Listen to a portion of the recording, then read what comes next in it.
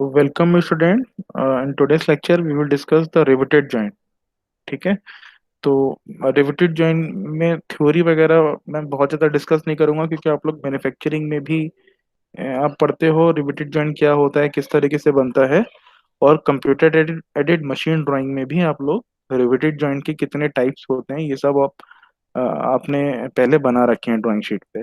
ठीक है। तो riveted joint it's a type of permanent joint. ठीक है। जॉइंट्स कितने तरीके के होते हैं, कोई भी दो प्लेट्स हैं उनको ज्वाइन करने के तरीके हो सकते हैं, वेल्डिंग हो सकता है और फास्टनिंग हो सकता है। तो फास्टनिंग की ही तरह रिवेटेड रिवेटेड भी हम करते हैं, बट रिवेटेड जो होता है वो परमानेंट जॉइंट होता है।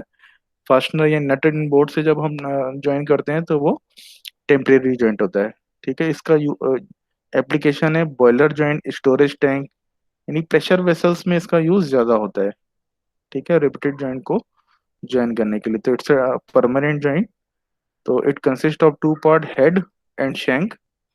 ठीक है। तो बनाने के लिए हम क्या करते हैं, we will insert this into a two plate. कोई भी दो प्लेटें, चाहे हम लेफ्ट पोजीशन पे रखें चाहे हम बट पोजीशन पे रखें, इन दो प्लेट को ज्वाइन करने के लिए इस प्लेट में भी हमें एक ड्रिल करना पड़ेगा, इस प्लेट में भी एक ड्रिल करना पड़ेगा। तो इन दोनों ही ड्रिल पार्ट में हम ये शैंक वाला पार्ट इंसर्ट कर देंगे। ठीक है। और ये जो शैंक का पार्ट दूसरे वाले उसमें जो बच जाएगा, यहाँ से हम हैमरिंग कर देंगे। तो हैमरिंग करके ये फिक्स जॉइंट हो जाएगा, परमानेंट जॉइंट हो जाएगा। तो ये बेसिक्स आपको पता ही है आप लोगों को। तो rivet is first place in the hole drill through the two parts to be joint, then shank end is made into a rivet head by applying pressure. अब प्रेशर जो है वो दो तरीके से अप्लाई कर सकते हैं। जैसे कि आयुष ने बताया, हैंड से भी हम कर सकते हैं और मशीनों से भी लगा सकते हैं। मशीन मतलब अगर प्रेस मशीन होती हैं जिसमें हम लोग डाई लगा देते हैं, और उसमें डाई जो है वो रिवेट के हेड की ही इस साइज की होती है, उससे रिवेट का हेड बन जाता है। तो बहुत तरीके के रिवेट हेड्स होते हैं। डिपेंडिंग अपॉन द एप्लीकेशन हम उसे कहाँ यूज कर रहे हैं, ये बहुत डिटेल में किताब में दे रखा है कि अलग अलग हेड हम क्यों बनाते हैं और उसकी क्या एप्लीकेशन है। तो वो आप बुक से आप देख सकते हो, भंडारी की किताब में बहुत अच्छे से दे रखा है। तो अलग अलग सबसे कॉमन ये स्नैप हेड है। उसके बाद ये बटन हेड, पेन हेड, देखो आप देख सकते हो हेड का जो शेप है वो डिफरेंट है अलग अलग रिविट्स में। कोन हेड हो गया, एक हो गया काउंटर सिंक हो गया, काउंटर सिंक में इस तरीके से हो जाता है हेड। ठीक है। काउंटर संक हेड, फ्लश, ये इसके अंदर ही चला गया, flat head, truss head etcetera. ठीक है। देयर आर सम टर्मिनोलॉजी वो हम देखेंगे आगे। दो तरीके के जॉइंट होते हैं, लेफ्ट जॉइंट और बट जॉइंट। तो ये तो आपको पता ही है, लेफ्ट जॉइंट और बट जॉइंट होते हैं, यानी एक के ऊपर एक प्लेट रख देते हैं तो लेफ्ट जॉइंट होता है, और साइड बाय साइड अगर प्लेट को जोड़ना होता है तो हम बट जॉइंट लगाते हैं। तो ये कॉमन रिवेट जॉइंट हो गया। तो इसमें देखो plate number 1 end plate number 2। तो प्लेट नंबर 1 और प्लेट नंबर 2 को हमें ज्वाइन करना है, रिवेट की मदद से हमने ज्वाइन कर दिया। ठीक है। रिवेटेड जॉइंट ये वही है।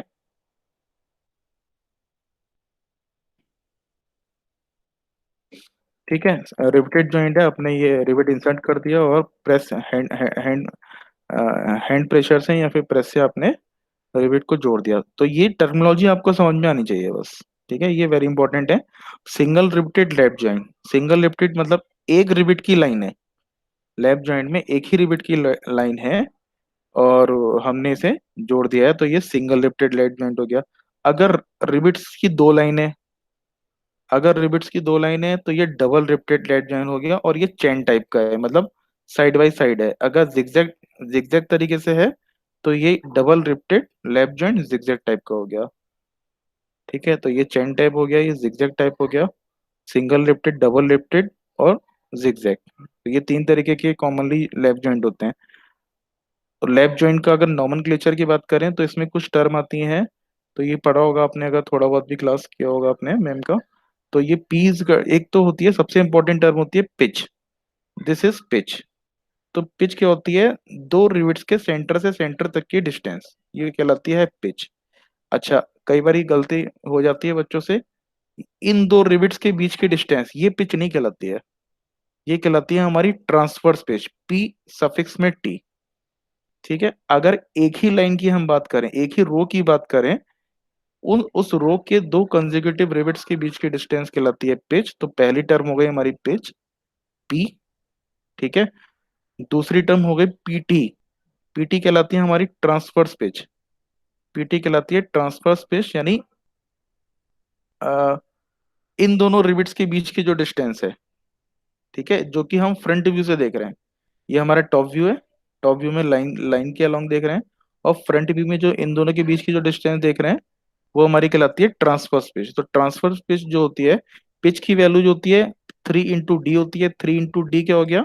Diameter of the rivet is small D. Diameter of the rivet, diameter of the rivet का मतलब है this is diameter of the shank. ये जो शैंक का जो डायमीटर है वही आपका रिवेट का डायमीटर होता है। ये जो शैंक का डायमीटर होता है, तो diameter of the rivet is D.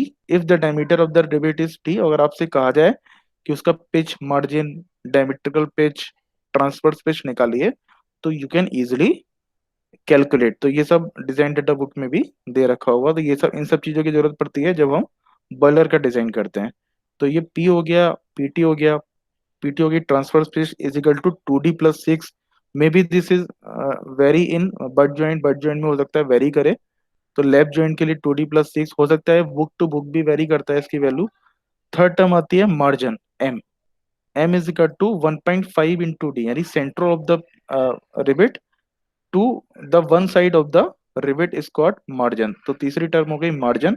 Margin की वैल्यू होती है 1.5 इंटू डी, ठीक है। तीसरी टर्म आ गई। चौथी टर्म आ गई आपकी डायमेट्रिकल पिच। डायमेट्रिकल पिच की वैल्यू सिर्फ और सिर्फ जिगजैग के केस में निकलेगी।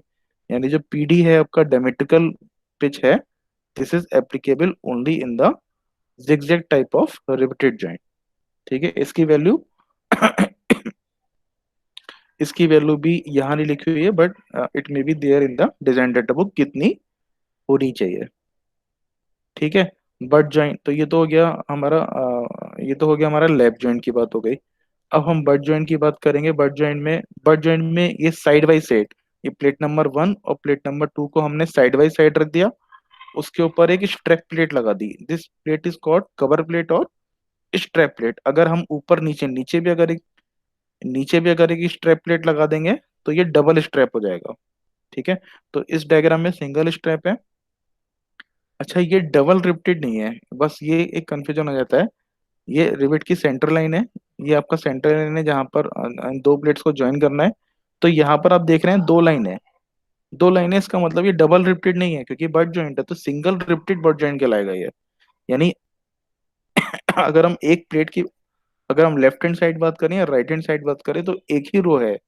तो ये डबल रिवेटेड नहीं कहलाएगा, ये सिंगल रिवेटेड कहलाएगा। तो single riveted single strap butt joint. Single riveted single strap butt joint. देखो, single riveted single strap butt joint, ठीक है। सिंगल रिवेटेड डबल स्ट्रैप, तो आपने देखा एक स्ट्रैप प्लेट ऊपर आ गई और एक स्ट्रैप प्लेट नीचे आ गई, तो ज्यादा मजबूती हो गई जॉइंट में, है ना।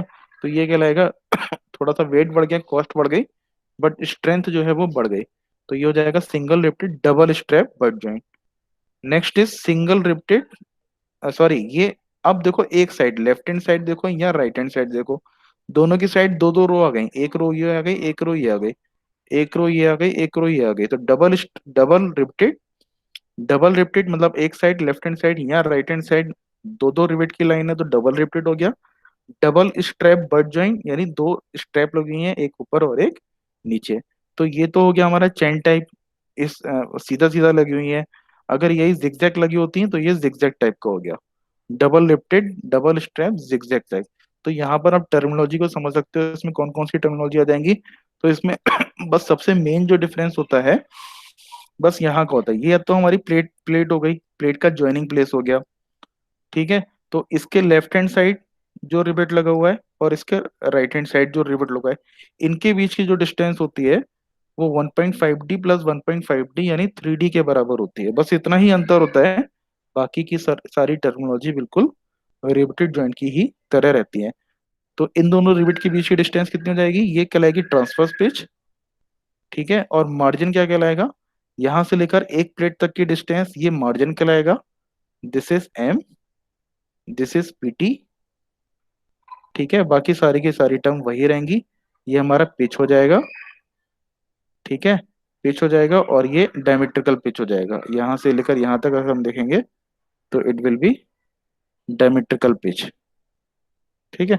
बाकी सारी टर्मिनोलॉजी बिल्कुल वैसी ही रहती है। तो ये तो introduction of the riveted joint हो गया। इसमें आप मान के चलो, इसमें रिवेटिंग का मटेरियल वगैरह ये सब आप देख लेना अपने आप। कुछ और भी थ्योरी होगी। अच्छा, इसमें कुछ एक दो क्वेश्चन ऐसे आ जाते हैं। What is the difference between, ये डिफरेंस कह लो, ये व्हाट आर द एडवांटेजेस और disadvantages of riveted joint over the welded joint. तो इस तरीके के क्वेश्चन आते हैं छोटे छोटे, ये आप देख लेना और आप अपने आप कर सकते हो, ठीक है। इसमें कोई दिक्कत आपको, introduction of the riveted joint imagine कर पा रहे हो आप? कोई इश्यू इसमें? Yes sir. क्या इश्यू है, मतलब आ गया समझ में? यस सर, आगे। ठीक है। नाउ थोड़ा एनालिसिस हम देख लेते हैं। अच्छा, इसमें एक छोटा सा टॉपिक है कॉल्किंग एंड फुलरिंग, वो देख लेना, वो कभी कभी आ जाता है। ठीक है।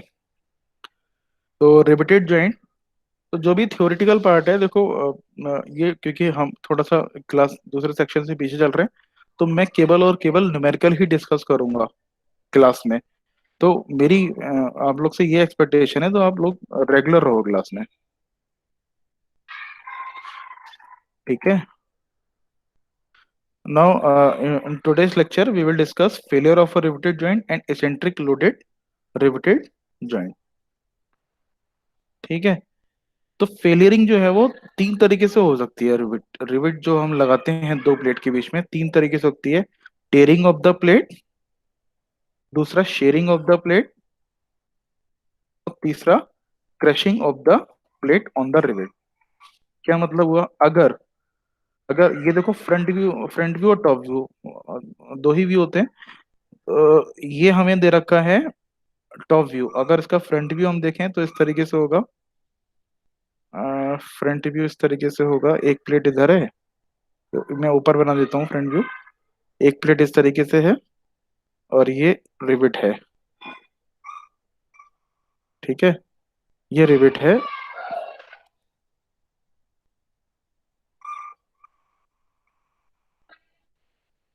ठीक है। अगर ये इस प्लेट में मैं यहाँ पर फोर्स पी लगा रहा हूँ, यहाँ पर फोर्स पी लगा रहा हूँ, तो ऑब्वियस सी बात है, कई बार हमने देखा भी एग्जाम्पल में, तो शेयरिंग तो होती है, ये तो हमें पता है। रिविट में जो शेयरिंग होगी इस तरीके से होती है, इस तरीके से रिबिट में शेयरिंग होती है। तो बहुत ही कॉमन फिनोमेना है, हम लोग शेयरिंग स्ट्रेसेस जब पढ़ते थे उसमें भी इसका एग्जाम्पल लेते थे, है ना। बट इसके अलावा जो है, आप टॉप व्यू में देखो, प्लेट जो है वो प्लेट की भी तो टेयरिंग हो सकती है। प्लेट भी तो, जो जिन प्लेट को आप जोड़ रहे हो, तो पता चला रिवेट बहुत मजबूत है, प्लेट को जिसको आप जोड़ रहे हो उसमें भी तो टेयरिंग हो सकती है, वो भी तो फट सकती है, टूट सकती है, ब्रेक हो सकती है, ठीक है।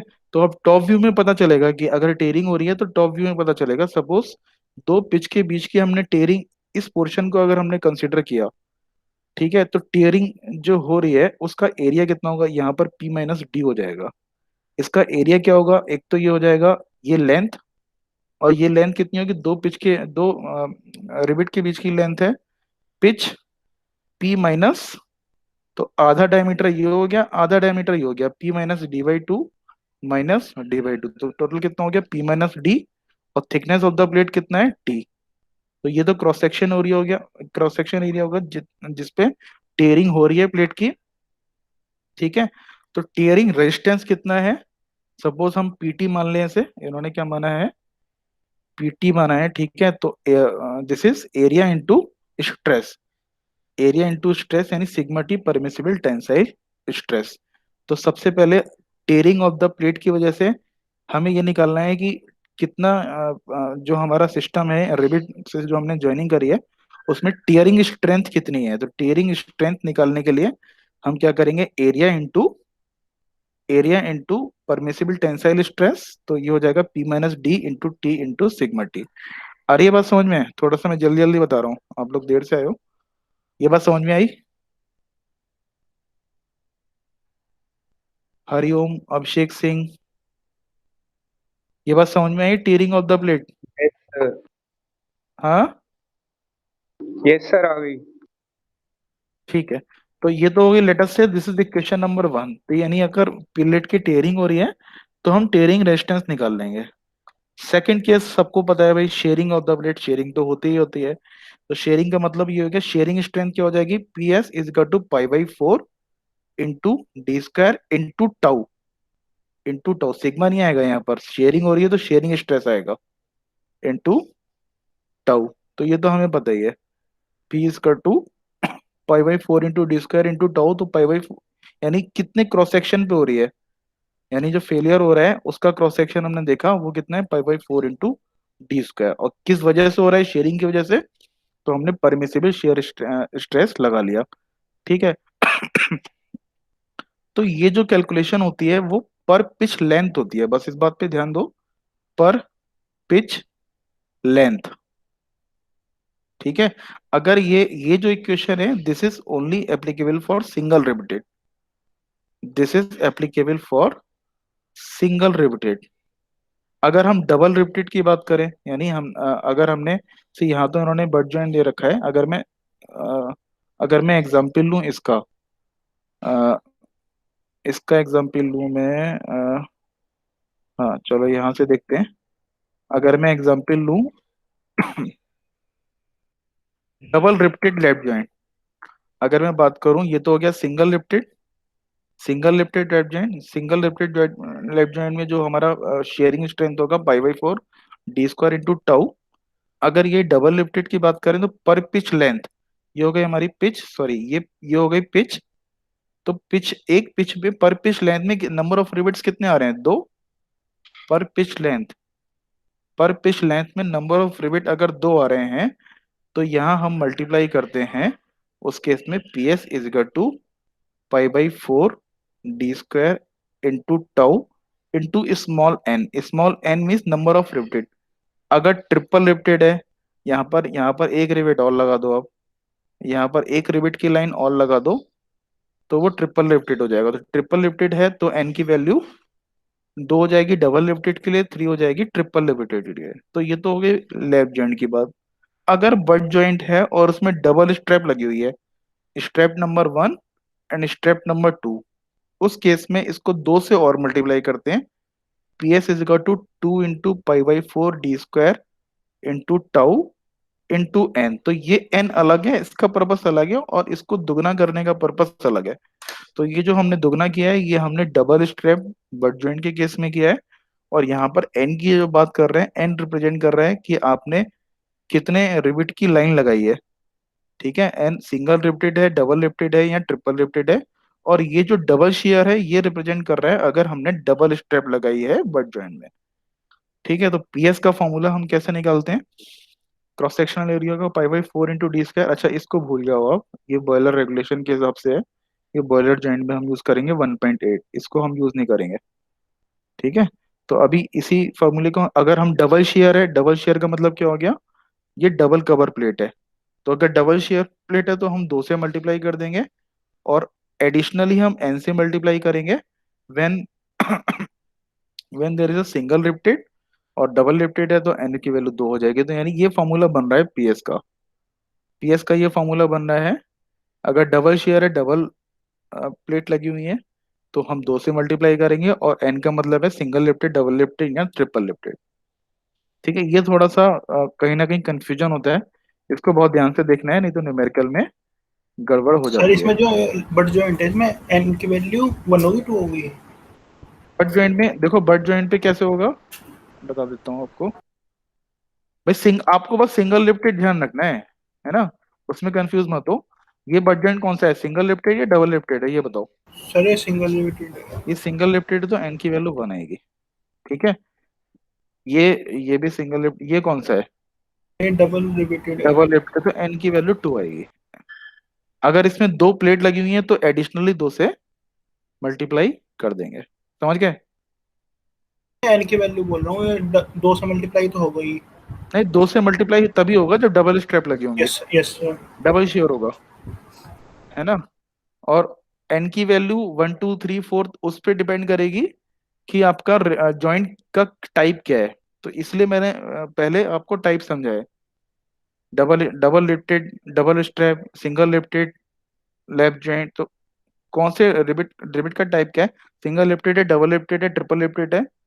तो उस पर डिपेंड करेगी इनकी वैल्यू। और जो डबल शेयर है वो डिपेंड करेगी कि आपने डबल स्ट्रैप लगा रखी है। ठीक है। Yes sir. तो देखना पड़ेगा आपको इसके न्यूमेरिकल, क्योंकि मैं तो बहुत शॉर्ट में करा रहा हूँ आपको, तो सो दैट आपको थ्योरी समझ में आ जाए और आप कर सको इसके न्यूमेरिकल। तीसरा क्राइटेरिया हो गया क्रशिंग। क्रशिंग का मतलब क्या हो गया? अगर इसको टॉप व्यू में देखोगे, जो रिबिट है, ये रिबिट है और प्लेट है, ये दोनों एक दूसरे पे जोर लगा रहे हैं। आप इमेजिन करो, जैसे हम कोई भी आप एग्जांपल लेते हैं, ये लैप जॉइंट है, यहाँ पर हमने रिबिट लगा दिया, तो ये प्लेट है, ये प्लेट में पी लग रहा है, ये पी लग रहा है। तो होगा क्या? दोनों एक दूसरे पे जोर लगा रहे हैं। तो जोर लगाते समय क्या हो रहा है? ये जो जॉइंट है वो लूज हो जा रहा है। ठीक है, ध्यान से सुनो। ये जो जॉइंट है वो लूज हो जा रहा है, आप देख सकते हो यहाँ पर थोड़ा सा लूजनिंग दिखाई है। और जब वो लूज हो जाता है, बहुत ज्यादा लूज हो जाता है, तो वो टूटता तो नहीं है, लेकिन वो दब जाता है, उसमें क्रशिंग हो जाती है। क्रशिंग किसी में भी हो सकती है, मतलब प्लेट में भी हो सकती है और रिबिट में भी हो सकती है। प्लेट भी दब सकता है या रिबिट भी दब सकता है। तो जब दब जाएगा, जॉइंट लूज हो जाएगा, उससे क्या होगा? वो हमारे काम का बचेगा नहीं, वो ठक ठक ठक करके आवाज करेगा या वाइब्रेट करेगा। तो अल्टीमेटली हमें रिप्लेस करना पड़ेगा, यानी वो अपने काम का नहीं रहेगा। और ये हमने डिजाइन में पढ़ा है कि जो कंपोनेंट अपना अगर फंक्शन परफॉर्म नहीं कर पा रहा है, तो हम उसे कहते हैं उसमें फेलियर हो गया है। ठीक है। तो this is also known as bearing failure. तो आपको ये इमेजिन करना है, ये जो घटना हो रही है, ये जो फिनोमिना हो रहा है, उसका क्रॉस सेक्शनल एरिया कितना है, कितने एरिया पे हो रही है, ये कितने एरिया पे हो रही है? तो वैसे तो ये सरकमफेरेंशियली हो रही है, लेकिन हम लोग अपने एक टर्म आपने पढ़ी होगी, बहुत कई बार ये आया होगा स्ट्रेंथ ऑफ मटेरियल में, प्रोजेक्टेड एरिया। प्रोजेक्टेड एरिया पर रिवेट, तो यहाँ पे प्रोजेक्टेड एरिया पर रिवेट लिया है। प्रोजेक्टेड एरिया बस वही होता है जैसे कोई आपका कोई भी आपका ये सिलेंडर है, ठीक है, कोई भी सिलेंडर है, इसका प्रोजेक्टेड एरिया कितना होगा जो आप फ्रंट व्यू से देख रहे हो? अगर आप फ्रंट व्यू से देख रहे हो तो इसका प्रोजेक्शन क्या आएगा? इसका प्रोजेक्शन आपको दिखेगा एक रेक्टेंगल। तो इस रेक्टेंगल का जो एरिया होगा वो हमारा कहलाता है प्रोजेक्टेड एरिया। तो यहाँ भी उन्होंने इसका क्रॉस सेक्शन लिया, और इस क्रॉस सेक्शन पे क्या होगा? D into T.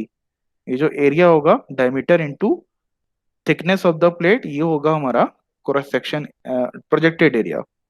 सी एक्चुअल में एरिया तो वो सरकमफेरेंशियल होगा, लेकिन हम लोग जनरली प्रोजेक्टेड एरिया ही लेते हैं। तो कई बार ही आपने पढ़ा, आपको अगर याद होगा कि थिन सिलेंडर, थिक सिलेंडर, इसमें हमने प्रोजेक्टेड एरिया ही लिया था अप्रोक्सीमेट करने के लिए कैलकुलेशन। तो यहाँ पर प्रोजेक्टेड एरिया हो गया डी इंटू टी। और अगर वही सिंगल लिफ्टेड है, डबल लिफ्टेड है, तो एन से मल्टीप्लाई कर दिया, N D T into sigma C is the permissible crushing strength, crushing stresses of the material. ठीक है। तो ये हो गई हमारी दूसरी इक्वेशन, इक्वेशन नंबर 2। ये हो गई इक्वेशन नंबर 2, और ये हो गई इक्वेशन नंबर 3। तो इन इक्वेशन नंबर 1 2 3 से हमें क्या निकला है? पीटी, पीएस और पीसी की वैल्यू निकल आएगी। इसमें से जो भी लीस्ट होगी, ठीक है, least of this PT, PS और PC divided by actual strength of the plate, that is called efficiency of the riveted joint. यानी अगर इसमें हम उस प्लेट में कोई भी रिवेटिंग वगैरह नहीं करते, कुछ भी उसमें ड्रिल नहीं करते रिवेटिंग करने के लिए, तो सॉलिड प्लेट की स्ट्रेंथ कितनी होती? अगर कोई प्लेट है, ठीक है, कोई ये सॉलिड प्लेट है, और इस पे आप लोड लगा रहे हो पी, यहाँ से लोड लगा रहा हो पी, तो अब स्ट्रेस क्या होगा? Load upon area. Stress will be load upon area, यानी लोड कितना हो जाएगा? पी कितना हो जाएगा? Stress into area. Late us से स्ट्रेस इज सिग्मा सी या सिग्मा टी सॉरी, तो परमिसिबल टेंसाइल स्ट्रेस आएगी यहाँ पर सिग्मा टी। एरिया कितना हो जाएगा? अगर मैं ये कहूँ इसकी थिकनेस यहाँ पर टी है और लेंथ है हमारी एल, तो एरिया कितना हो जाएगा? L into T. ठीक है। लेकिन यहाँ पर लेंथ क्या होगी? यहाँ पर लेंथ क्या होगी? अगर हम किसी भी डायग्राम की हम बात करें तो लेंथ क्या होगी? यहाँ पर जो लेंथ है वो हम पिच के बराबर ले लेते हैं, ये जो लेंथ है ये पिच के बराबर ले लेते हैं। क्योंकि हम जो कैलकुलेशन करते हैं जितनी भी कैलकुलेशन करिए पर पिच लेंथ करी है, पीछे भी हमने जो कैलकुलेशन करी है वो पर पिच करी है, तो यहाँ भी पर पिच करते हैं तो पिच के बीच की डिस्टेंस कितनी है, पी, सॉरी दो रिविट के बीच की डिस्टेंस है पी, उसी को हम लेंथ कंसिडर कर लेंगे। तो ये तो हो जाएगा हमारा area, area into permissible tensile stress is equal to total strength of that plate. ठीक है, स्ट्रेंथ ऑफ अनरिवेटेड प्लेट। तो टोटल स्ट्रेंथ और least of this PT, PS and PC is called efficiency of the riveted joint। ठीक है, तो let us take a very simple numerical, इसके बाकी के न्यूमेरिकल आप लोग देख लेना। एक सिंपल न्यूमेरिकल देख रहा हूं मैं। A single riveted lap joint of 6 mm thickness. देखो दो है न्यूमेरिकल, एक्चुअल में दो न्यूमेरिकल हैं। एक पहला है लैप जॉइंट का और सिंगल रिवेटेड लैप जॉइंट का है, दूसरा है डबल रिवेटेड। तो पहले न्यूमेरिकल में आप देखो 6 mm प्लेट यानी टी की वैल्यू दे रखी है 6 mm, डायमीटर दे रखा है 20 mm और पिच दे रखी है 50 mm। ठीक है, हमें एफिशिएंसी निकालनी है, तो सबसे पहले हम क्या कैलकुलेट करेंगे, tearing resistance number one PT, PT is two P minus D into T into sigma T. तो सिग्मा टी की वैल्यू दे रखी है 120, टाउ की वैल्यू दे रखी है 90 और परमिसिबल सी सिग्मा सी की वैल्यू दे रखी है 180। तो जरा कैलकुलेट करके बताओ पी की वैल्यू कितनी है, 50 minus 20 into T 6 mm into 120। तो ये कैलकुलेट करके बताओ कितना आएगा, पीटी की वैल्यू कितनी आएगी।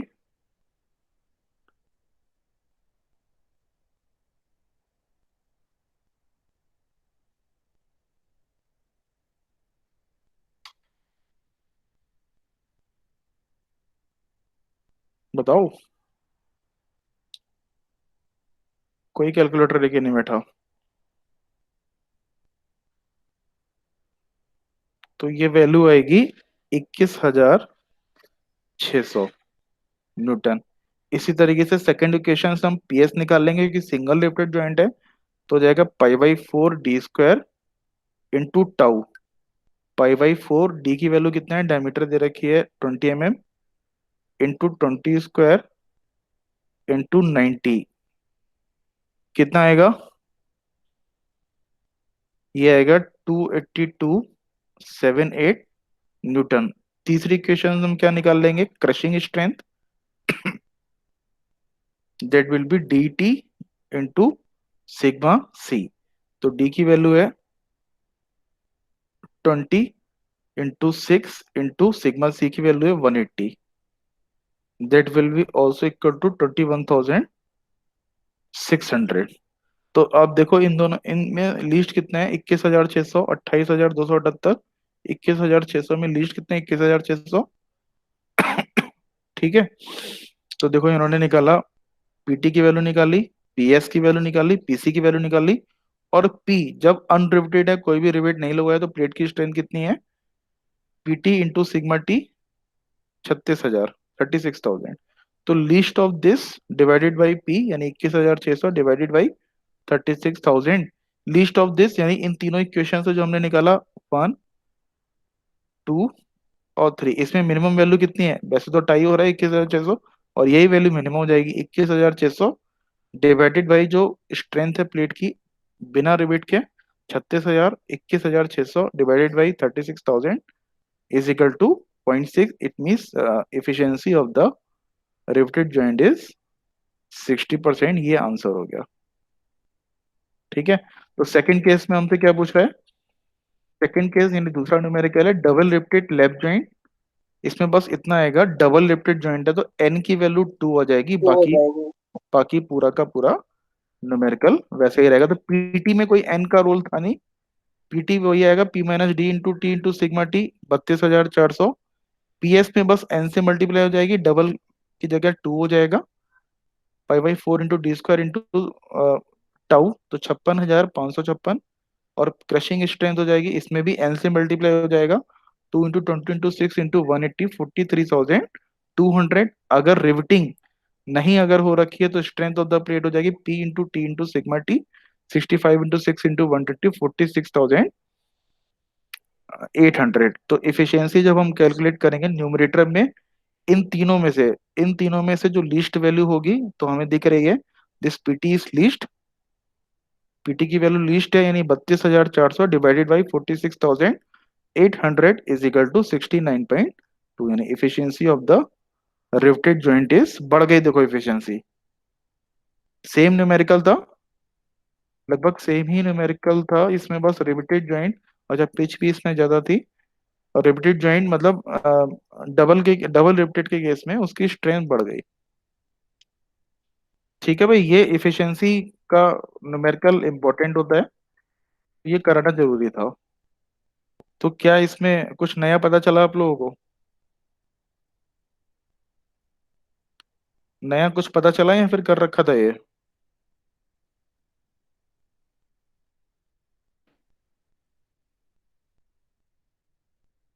बोलो बेटा।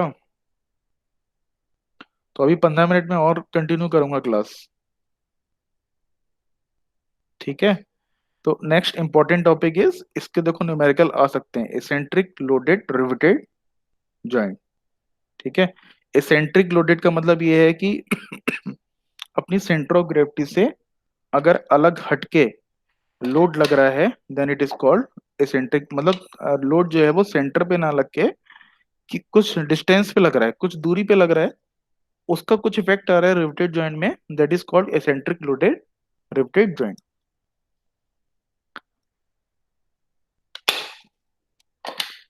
ठीक है। तो for example you can see, this is our riveted, ये हमारा रिवेट सिस्टम हो गया। जबकि लोड क्या लग रहा है, ये अगर ब्रैकेट इसको हम कंसीडर करो, तो लोड कुछ दूरी पे लग रहा है, कितनी दूरी पे लग रहा है, ई डिस्टेंस पे लग रहा है। तो ई इज कॉल्ड इसेंट्रिसिटी, जितनी दूरी पे हटके लग रहा है वो हमारा इसेंट्रिसिटी कहलाती है। ठीक है। और पी जो है वो इसेंट्रिक लोड कहलाता है।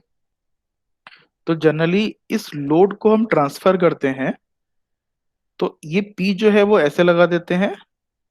जब इस लोड को ट्रांसफर, ये बताओ, कोई बताएगा मुझे, हम लोड को जब इसेंट्रिक, कहीं ना कहीं शायद आपने स्ट्रेंथ ऑफ मटेरियल में पढ़ रखा होगा, कोई बताएगा मुझे, अभिषेक? जब हम इस ट्रांसफर, यस। लोड को ट्रांसफर करते हैं, तो एक तो लोड पूरा एज इट इज ही ट्रांसफर हो जाता है, साथ में क्या ट्रांसफर होता है भाई? साथ में एक मूवमेंट भी तो ट्रांसफर होगा, पी इंटू ई।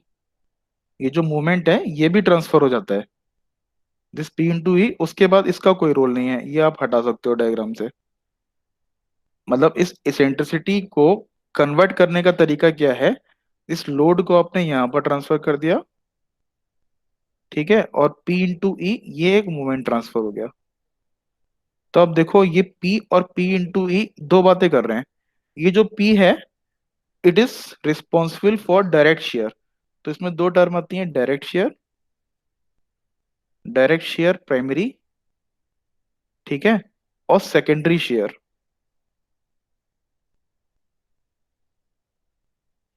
तो जो P लोड यहाँ पर लग रहा है वो तो इक्वली डिस्ट्रीब्यूट हो जाएगा यहाँ पर, P and this P and this P and this P, ये तो हो जाएगा डायरेक्ट शेयर। और ये जो मूवमेंट लग रहा है, ये क्या कर रहा है, ये जो एक मूवमेंट जो ट्रांसफर किया P इंटू ई का, ये क्या करेगा, इस रॉड को, इसको मैं अलग से दिखाता हूँ, इस रॉड, ये मतलब हर रिवेट को ट्विस्ट करने की कोशिश करेगा, इन क्लॉकवाइज डायरेक्शन। ठीक है। ये क्लॉकवाइज डायरेक्शन में ट्विस्ट करने की कोशिश करेगा, और इसकी जो वैल्यू होगी, इसकी जो डायरेक्शन होगी, वो सेंट्रल लाइन, यानी जी, ये सेंटर ऑफ ग्रेविटी है जी, 1 2 3 4, इसकी सेंटर ऑफ ग्रेविटी है जी, यानी इससे जो है परपेंडिकुलर होगी, यानी ये F1 हो गया, इसके परपेंडिकुलर ये F2 हो गया, इसके परपेंडिकुलर, इस लाइन के परपेंडिकुलर ये F3 हो गया, और इस लाइन के परपेंडिकुलर ये F4 हो गया। तो ये F1 F2 F4 भी लग रहा है, और साथ ही साथ ये लोड P भी लग रहा है, साथ ही साथ ये लोड P भी लग रहा है, दिख रहा है आपको? तो इन दोनों लोड का कुछ एक रिजल्टेंट निकलेगा, इन दोनों लोड का एक रिजल्टेंट निकलेगा। यानी R1 R2 दो लोड लग रहे हैं भाई, ये तो सीधा मैकेनिक्स का क्वेश्चन है, इसमें बहुत ज्यादा टफ नहीं है, एसेंट्रिक लोड का क्वेश्चन बहुत ही आसान है। अगर जिसने मैकेनिक्स अगर वो इक्विलिब्रियम वाले क्वेश्चन कर रखे होंगे, फोर्स इक्विलिब्रियम वाले, तो ये बहुत ही आसान है। ठीक है, तो हर देखो हर एक जॉइंट पे, मैं फिर से दिखाता हूँ, हर एक जॉइंट पे एक तो प्राइमरी शियर, एक तो प्राइमरी लोड लग रहा है, और दूसरा लग रहा है ड्यू टू मूवमेंट। तो उसकी डायरेक्शन क्या है, अगर मैं इसकी सेंटर लाइन जी से कर दूं, तो इसके परपेंडिकुलर, ये F1 हो गया, ये P हो गया, तो इसका रिजल्टेंट नहीं निकाल सकते हो ना आप लोग। भाई इसका एंगल पता चल जाए या डिस्टेंस कुछ पता चल जाए, जो भी कुछ पता चले, आप रिजल्टेंट निकाल सकते हो उसका। रिजल्टेंट क्या हो जाएगा, √P² plus F1² plus 2PF cos θ, ऐसे ही निकलेगा ना रिजल्टेंट। तो रिजल्टेंट आप निकाल लो, आपको निकल आएगा R1 R2 R3 R4, चारों का रिजल्टेंट निकाल लो, जो रिजल्टेंट मैक्सिमम होगा, विच एवर इज मैक्सिमम। ठीक है, यानी वो उस रिविट के टूटने के चांस ज्यादा हैं, आप उस रिविट को डिजाइन कर दो, बाकी के रिविट का डिजाइन अपने आप हो जाएगा। यानी उस जो जिसपे सबसे ज्यादा रेजिस्टेंस सबसे ज्यादा रिजल्टेंट फोर्स लग रहा है, उस रिबिट का डायमीटर आप डिजाइन कर दो, और उसी डायमीटर के बाकी सारे रिबिट आप सजेस्ट कर दो, डिजाइन अपने आप हो जाएगा। ठीक है, तो यहाँ देखो सबसे लास्ट में, जो भी आपका मैक्सिमम रिजल्टेंट शेयर लोड आ रहा है, R = π/4d² × टाउ, तो इस मैक्सिमम के हिसाब से आपने डिजाइन कर दिया। ठीक है भाई, समझ में आया, ये कंसेप्ट समझ में आया।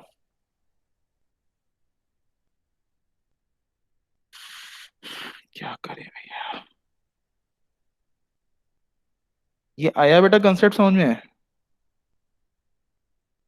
यस। नहीं आया तो बताओ, फिर से बताऊं?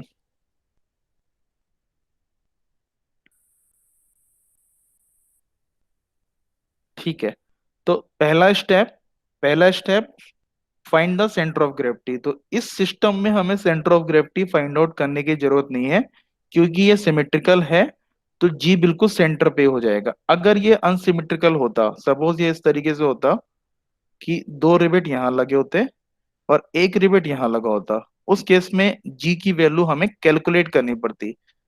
ठीक है, तो जी की वैल्यू कैलकुलेट करने के लिए हमें x बार और y बार कैलकुलेट करना पड़ता, जो कि आप मैकेनिक्स में सेंट्रोइड कैलकुलेशन के बहुत सारे न्यूमेरिकल आपने सॉल्व कर रखे हैं। x बार और y बार कैलकुलेट करने का तरीका क्या है, a1 x1 plus a2 x2 plus a3 x3 divided by a1 + a2 + a3। यहाँ पर एरिया जो है वो बराबर ही है, क्योंकि अगर एक रिवेट का डायमीटर अगर d है, तो बाकी के रिवेट का भी डायमीटर d ही रहेगा। ठीक है, तो a अगर बराबर है तो a से a कट गया, यानी x बार निकालने का सीधा सीधा फॉर्मूला आ गया, x1 + x2 + x3 divided by n, where x1 x2 x3 are the distance from the reference axis, जो भी आपने रेफरेंस एक्सिस मानी है। यानी यहाँ पर इसने रेफरेंस एक्सिस ये x5 मानी है, और हो सकता है कि आप ये रेफरेंस एक्सिस यहाँ पर भी मान लो, इस तरीके से मान लो, ये अगर x5 मानोगे, तो उस हिसाब से x1 और x2 x3 की डिस्टेंस है, x1 x2 x3 distance from the y axis, and y1 y2 y3 are the distance from the x axis. ठीक है, तो x बार और y बार आप इस फॉर्मूले से निकाल सकते हो। ये तो हो गया पहला स्टेप। दूसरा स्टेप जो कि मैंने आपको बताया, सबसे पहले आपने एक लोड लगाया, ये P1। ठीक है, इस P2 लोड को भूल जाओ, इस P2 लोड का काम इतना है कि ये P2 × ये इन्होंने दिखाया नहीं है, इसको अभी भूल जाओ। ये जो P1 लोड है, जो कि आपने ये ट्रांसफर किया, उसको इन्होंने PS से डिनोट किया है। ठीक है, PS PS PS and PS, ये चारों की चारों रिबेट पे इन्होंने PS कर दिया, और PS की जो वैल्यू है, मैंने बताया ना इक्वली डिस्ट्रीब्यूट हो रहा है, PS की जो वैल्यू है, अगर P की वैल्यू अगर 100 किलो न्यूटन है, तो 100 किलो न्यूटन ये सेंटर ऑफ ग्रेविटी पे लग गया, और ये आपस में डिवाइड हो गया, यानी 25 किलो न्यूटन यहाँ आ गया, 25 किलो न्यूटन यहाँ आ गया, 25 यहाँ आ गया, और 25 यहाँ आ जाएगा, divided by number of rivet. तो PS = P/N divided by number of rivet. तो ये तो हो गया हमारा प्राइमरी PS PS PS, ये तो हो गया primary shear, it is responsible for primary shear. PS is responsible for primary shear, जो कि हमने इक्वली डिस्ट्रीब्यूट कर दिया चारों रिबेट पे। अब दूसरा जो P इंटू ई का जो मोमेंट लग रहा है, ठीक है, उसकी वजह से क्या हो रहा है, एक F1 यहाँ लग रहा है, 2 पे F2 यहाँ लग रहा है, 3 पे F3 यहाँ लग रहा है, और 4 पे F4 यहाँ। इसकी डायरेक्शन कैसे आ रही है, ये लाइन G जो है और इसका सेंटर, ये जो लाइन है, सेंटर लाइन, सेंटर लाइन इसके परपेंडिकुलर है। अच्छा, इसके परपेंडिकुलर तो यहाँ भी हो सकता है, लेकिन यहाँ नहीं होगा। इसकी टेंडेंसी क्या है, क्लॉकवाइज घुमाने की, तो क्लॉकवाइज घुमाने की क्या होगी, ऐसे ही आएगी, F1 इंटू जी, ये क्लॉकवाइज आएगा। यानी क्लॉकवाइज घुमाने की अगर टेंडेंसी है, तो अगर आपने F1 आपने यहाँ पर लगा दिया, तो आपका न्यूमेरिकल गलत हो जाएगा। आप कैलकुलेशन करते रह जाओगे, थीटा वीटा कुछ निकलेगा ही नहीं, कहीं ना कहीं फंस जाओगे और आंसर नहीं निकलेगा। तो आपको डायरेक्शन का भी ध्यान रखना है, ठीक है। तो अगर आप किसी और किताब से देखोगे तो हो सकता है उन्होंने डायरेक्शन अलग ले रखी हो, बट यहाँ पर जो मैं बता रहा हूँ उसी हिसाब से लेनी है। दिस P इंटू इस क्लॉकवाइज अगर अप्लाई हो रहा है, तो ये क्या कर रहा है, क्लॉकवाइज ट्विस्ट लगा रहा है हर रिबिट्स पे, ठीक है, eight 1 2 3 and 4। Now F1 F2 F3 F4, इसकी वैल्यू आप निकाल लोगे। PS की वैल्यू आपको पता चल गई, 25 25 25 25। इनके बीच का जो रिजल्टेंट लोड है वो भी आप निकाल लोगे, और जो मैक्सिमम आएगा उससे कैलकुलेशन कर दोगे। अब कैसे निकलेगा F1 F2 F3, F1 F2 F3 और F4 कैसे निकलेगा, PS तो हमने निकाल लिया। F1 F2 F3 निकालने का देखो क्या तरीका है, F1 is proportional to L1। F1 है, उसकी वैल्यू L1 पे डिपेंड कर रही है, F2 की वैल्यू L2 पे डिपेंड कर रही है, F3 की वैल्यू L3 पे, एंड F4 की वैल्यू L4 पे डिपेंड कर रही है।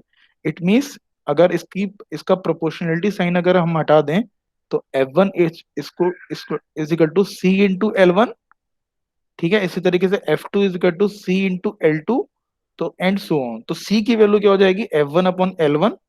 C की वैल्यू क्या हो जाएगी, F1 upon L1, F2 upon L2, F3 upon L3, ठीक है। F2 की वैल्यू अगर हम F1 के टर्म में देखें, F1 into L2 upon L1। F3 की वैल्यू अगर हम F1 के टर्म में देखें, तो F3 is equal to L3 upon L1 into F1, ठीक है। अच्छा, जो हम लोग इक्विलिब्रियम की जो क्वेश्चन लगा देते हैं, sum of turning moment will be zero.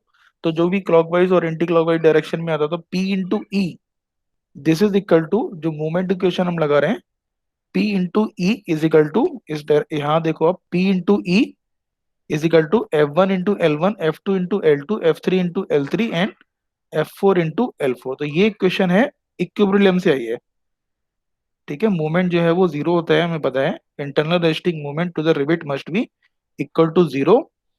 F1 as it is लगा दिया, F2 की वैल्यू हमने ये वाली रख दी, F3 की वैल्यू हमने ये वाली रख दी, कॉमन ले लिया, जो कॉमन आ रहा है कॉमन ले लिया। उसके बाद जब हमने सॉल्व किया, this F1 upon L1, L1 square L2 square L3 square is equal to P into E, ठीक है।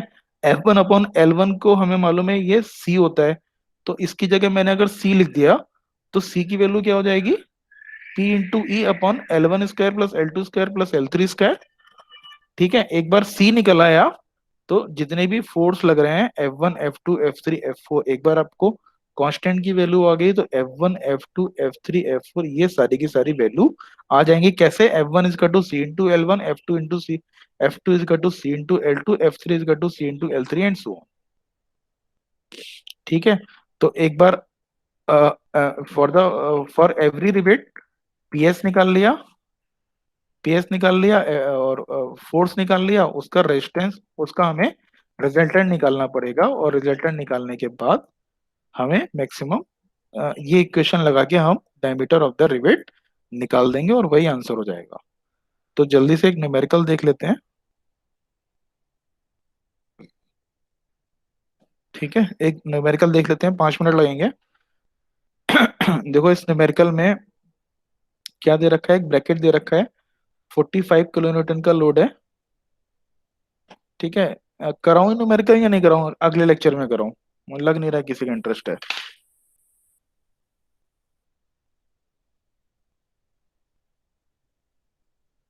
शुड आई करा गो, दो सर, करा दो। करा दूं, हाँ। ठीक है, वेरी गुड। मतलब समझ में आया आपको, थ्योरी समझ में आई, मुझे यही पता नहीं चल रहा है कि आप लोग को ये पिछली थ्योरी समझ में आई या नहीं आई। आयुष, समझ में आई आपको थ्योरी? जैसे कुछ कुछ थोड़ी यहाँ थोड़ी सब तो आई है। नहीं, मेन जो कंसेप्ट वो तो जब न्यूमेरिकल करोगे आ जाएगा समझ में। मेन जो कंसेप्ट है हाँ। वो आप समझ लो। पहले तो हम एक्स बार वाई बार निकाल रहे हैं उसका सेंटर ऑफ ग्रेविटी। ठीक है, दूसरा हम यहाँ पर प्राइमरी शेयर लोड की किस वजह से लग रहा है और सेकेंडरी शेयर लोड किस वजह से निकला है। ये तो हो जाएगा पी एस और ये हो जाएगा F1। तो ये हमारा पर्पस है F1 और पी एस तो हम निकाल ही लेते हैं, P S is equal to P upon number of rivet. ठीक है, F1 F2 निकालने के लिए थोड़ी मेहनत करनी पड़ रही है। तो F1 F2 F3 निकालने के लिए हमें पहले ये C की वैल्यू, ये डायरेक्ट फॉर्मूला हम लगा सकते हैं। इसको भूल जाओ आप, ये क्या किया है इसको भूल जाओ। ये सीधा डायरेक्ट फॉर्मूला लगा दो, P into E upon L1 square L2 square L3 square. तो L1 L2 L3 की आप टिग्नोमेट्री से निकाल ही लोगे डिस्टेंस। एक बार C आ गया तो F1 F2 F3 आ गया। F1 F2 F3 आ गया। पी एस हमें पता है, तो हर रिवेट पे हम रिजल्टेंट रिजल्टेंट फोर्स निकाल लेंगे और जो भी रिजल्टेंट मैक्सिमम होगा उसके हिसाब से हम डिजाइन कर देंगे। अभी इतना बस समझो, न्यूमेरिकल में समझ में आ जाएगा। ठीक है, 45 किलो न्यूटन का लोड है पी, और ये हमारा 50 डिस्टेंस दे रखी है, यहाँ पर दे रखी है 120 120, ये दे रखी है 100 और 100। तो यहाँ भी हमें सेंटर ऑफ ग्रेविटी निकालने की जरूरत नहीं है। तो सेंटर ऑफ ग्रेविटी कहाँ होगा, जी यहाँ पर लाई करेगा। ठीक है, तो can you tell me, let us say हमने 1 2 3 इसको माना है 1 2 3 4, नहीं सॉरी, इन्होंने माना है 4, उसी हिसाब से मान लेते हैं। 1 2 3 इसको माना है रिवेट नंबर 4 5 6 7 8 9। तो अगर ये 1 है तो सेंटर ऑफ ग्रेविटी है जी। ठीक है, यहां से यहां तक की डिस्टेंस कितनी होगी, यहां से यहां तक की डिस्टेंस हमने इसे L1 मान लिया, इसे L2 मान लिया, और ये डिस्टेंस कितनी हो गई L3। तो बता सकते हैं आप लोग मुझे बता सकते हैं L1 कितना हो जाएगा। L1 हो जाएगा हमारा, ये है 100 और ये है 120। तो L1 इसका टू 100 स्क्वायर प्लस 120, कुछ नहीं है बस टिग्नोमेट्री और मैकेनिक्स है, बहुत ही इंटरेस्टिंग है इसके न्यूमेरिकल। तो L1 की वैल्यू हो जाएगी हमारी, L1 की वैल्यू हो जाएगी 100 स्क्वायर प्लस 120 स्क्वायर 156.2, 156.2 mm। ठीक है, L2 की वैल्यू हो जाएगी, L2 की वैल्यू हमें मालूम है 120 दे रखी है। L3 की वैल्यू L1 के बराबर हो जाएगी 156.2। L4 की वैल्यू कितनी हो जाएगी, L3 L4 की वैल्यू हो जाएगी 100। ये चौथा रिवेट हमने माना है, ये डिस्टेंस सेंटर ऑफ ग्रेविटी से L, ये 100 mm हो जाएगी। L5 देखो सेंटर ऑफ ग्रेविटी पे ही लाई हुए है, तो 0 हो जाएगी। ठीक है, L6 L6 ये डिस्टेंस हो जाएगी L6, तो ये भी 100 हो जाएगी। ठीक है, L7 कितनी हो जाएगी, L7 हमें निकालना पड़ेगा तो वही है 156 ही होगी, अंडर रूट पाइथागोरस थ्योरम से निकाल देंगे। L8 की वैल्यू कितनी हो जाएगी 120। ठीक है, L9 की वैल्यू भी हो जाएगी 156.2। तो टिग्नोमेट्री से हमने L1 L2 L3 L4 L5 L6 L7 L8 L9 निकाल, पहला काम हमने ये कर लिया। ठीक, उसके बाद दूसरा काम हम C की वैल्यू लगा दें, C is equal to P into E upon under root L1 square L2 square and so on. C की वैल्यू आ गई। C की वैल्यू के बाद F1 हमने निकाल लिया C इंटू L1, F2 निकाल लिया C इंटू L2, F3 निकाल लिया C into L3 and so on. इतना समझ में आ रहा है। यस सर, आ गया इतना। बहुत आसान है, जब आप करने बैठोगे बहुत ही आसान है।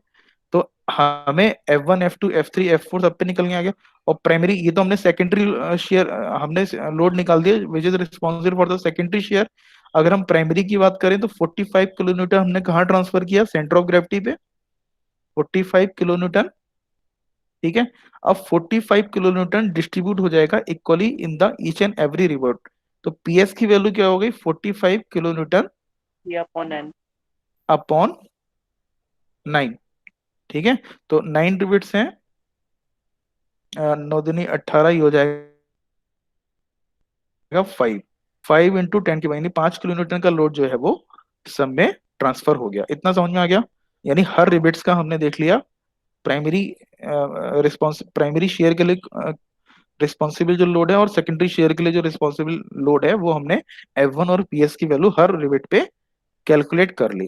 ठीक, अच्छा इसमें किताब में क्या किया है, किताब में हर रिबिट पे कैलकुलेट नहीं किया है। उन्होंने क्या किया है, जो रिबिट नंबर 1 2 3 4 5 6 कोई सी भी किताब देख लेना, भंडारी की या खुरमी की, इन्होंने ही कहा है कि जो रिबिट जितना पास में है उसके प्रोपोर्शनल है ये। मतलब जो रिबिट जो इसेंट्रिक लोड के जो पास में है वो ज्यादा क्रिटिकल है। विच आर, ये एक ये इन्होंने एक क्राइटेरिया दिया है, which is these are more critical. तो सबकी कैलकुलेशन कर, सबका रिजल्टेंट निकालने की जरूरत नहीं है आपको, सबका रिजल्टेंट निकालने की जरूरत नहीं है। केवल आप रिबिट नंबर 3, रिबिट नंबर 3, रिबिट नंबर 6 और रिबिट नंबर 9 के लिए रिजल्टेंट की कैलकुलेशन कर लो, वही आपका इक्वेशन में लगा देना और आंसर हो जाएगा। ठीक है, तो देखो ये डायग्राम आपको बनाना पड़ेगा, मतलब ये आप समझने के लिए आपको बनाना पड़ेगा। ये F1 की डायरेक्शन होगी, इसके परपेंडिकुलर ये जो लाइन है इसके परपेंडिकुलर क्लॉकवाइज। ऐसे ही F2 की डायरेक्शन इसके परपेंडिकुलर क्लॉकवाइज, F3 की डायरेक्शन इसके परपेंडिकुलर क्लॉकवाइज। ठीक है, क्लॉकवाइज कैसे, toward the centre of gravity, तो क्लॉकवाइज। तो देखो यहाँ पर आप देख सकते हो in this diagram, in every rivet two forces are there, primary and secondary, PS and F1 PS and F2 PS and F3। आपको क्या निकालना है, रिजल्ट। अच्छा देखो, डायग्राम में इसने 1 2 4 5 और 7 8 को छुआ ही नहीं है, केवल 3 6 और 9 के लिए रिजल्टेंट वाला डायग्राम निकाल बनाया है। तो क्योंकि यही तीनों क्रिटिकल हैं, बाकी अगर सारे रिवेट्स पे अगर कैलकुलेट करके बैठेंगे तो it will be very time consuming, बहुत ज्यादा टाइम कंज्यूमिंग है। और एग्जाम में इतना टाइम होता नहीं है। फिर भी अगर आपके पास फुर्सत है तो आप 1 3 4 5 और 7 8 पे भी निकाल के देख लेना, you will see it will be less than R3 R6 and R9। तो इन तीनों रिवेट से जो रिजल्टेंट आएगा उससे कम ही होंगे ये, इनका रिजल्टेंट उससे कम ही बैठेगा। ठीक है, तो इन दोनों के बीच रिवेट निकालना है तो आपको थीटा 3 निकालना है। इन दोनों के बीच क्यों निकालना है थीटा 3, R3 क्या हो जाएगा, R3 will be PS² plus F3² plus 2 PS F3 cos theta. तो कॉस थीटा 3, तो थीटा 3 आप निकाल लोगे टिग्नोमेट्री से तो R3 आ जाएगा। ऐसे ही R6 निकाल लेंगे और R9 निकाल लेंगे। तो देखो इन्होंने कैसे किया है, वही वाला फॉर्मूला लगाया है, L1 L2 L3। तो ये तो हो गया C is equal to P/E this thing. तो यहाँ से C की वैल्यू आ जाएगी, तो F1 की वैल्यू, मतलब आप चाहे तो ऐसे निकाल लो, जो मैंने तरीका बताया वैसे निकालोगे तो जल्दी निकल आएगा। ठीक है, तो सीधा फॉर्मूला लगा दो, C is equal to P/E L1² plus L2² up to L9², और F1 की value C into L1, F2 की value C into L2 and so on. तो यहाँ से F1 F2 F3 F4 से लेकर F9 निकल आएगा। लेकिन मैंने बताया सारे उन्होंने सबको कंसीडर नहीं किया है, केवल F3 F2 F3 और F4, 2 3 4, 2 3 4, ये सभी निकाला होगा इन्होंने। 2 3 4, since the secondary shear load are proportional to their radial distance from the centre of the gravity, therefore F2 F3, इन्होंने तीन तीन लिमिट निकाले हैं, F2 F3 एंड F4। एक second, F2 F3 and F4 F4 का तो कोई फायदा नहीं है निकालने का। देखो F4 में लोड जो है, F4 में,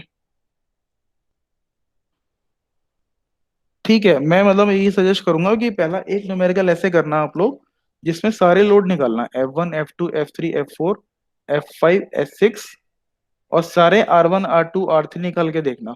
इन्होंने केवल R3 निकाला है, R6 निकाला है, R1 निकाला है, R6 R3 निकाला है और R9 निकाला है। R3 R6 और R9, R3 और R9 बराबर, देखो इन्होंने करा वही है, पता नहीं यहाँ कुछ इन्होंने गलती करी है, इन्होंने वही करा है, R3 निकाला है, R9 निकाला है और R6 निकाला है। ठीक है, उसके लिए कॉस थीटा 3 निकाला है। R6 क्या होगा, R6 क्या होगा, देखो यहाँ पर डायरेक्शन देखो, R6 की वैल्यू क्या होगी, R6 देखो यहाँ R3 और R9 निकालने के लिए तो आप ये वाला फॉर्मूला लगाओगे, लेकिन यहाँ R6 निकालने के लिए कोई फॉर्मूला लगाने की जरूरत नहीं है, इसका एल्जेब्रिक सम हो जाएगा PS प्लस F6। तो यहाँ पर देखो, अब बस मैं फिनिश कर रहा हूँ। यहाँ पर इन्होंने R3 निकाला, R3 की वैल्यू आई 26,600, R6 की वैल्यू आई 19,800। तो इन दोनों में 26,600 ज्यादा था, तो 26,600 is equal to pi by 4 × d² into tau. तो टाउ की वैल्यू क्वेश्चन में गिवन थी, डी की वैल्यू आ गई 29।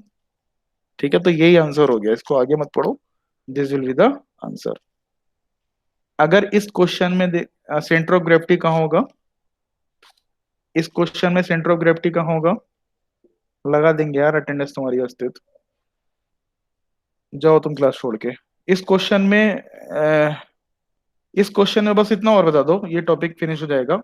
इसमें सेंटर ऑफ ग्रेविटी कहाँ पर है, क्या आप निकाल सकते हो? ये सिमेट्रिकल नहीं है, इसमें आपको निकालना पड़ेगा centre of gravity. Centre of gravity निकालने के लिए एक्स बार, और बस बाकी का क्वेश्चन बिल्कुल वैसा ही है। बस यहाँ पर एक एडिशनल दो टर्म आ गई है, एक्स बार और वाई बार। एक्स बार और वाई बार को निकाला है जैसे कि आप मैकेनिक्स में निकाल देते। बाकी पूरा क्वेश्चन एज इट इज रहा। पीएस निकाला आपने, F2 F3 F4 निकाला, R3 R, थोड़ी सी कैलकुलेशन यहाँ पर टफ हो गई, बाकी क्वेश्चन बिल्कुल वैसा ही है। रिजल्टेंट निकाला, R3 R4 R5 जो कि पास में थे। ये आएगा 30,000, 25,000, 33,000। तो 33,000 सबसे ज्यादा है, तो 33,000 के हिसाब से इन्होंने 33,000 के हिसाब से इन्होंने न्यूमेरिकल कर लिया, मतलब डिजाइन कर दिया, और डी की वैल्यू आ गई 25.5। ये आंसर हो गया। ठीक है, तो इसको थोड़ा सा आप देख लेना, और जो भी डाउट्स है वो पूछ लेना।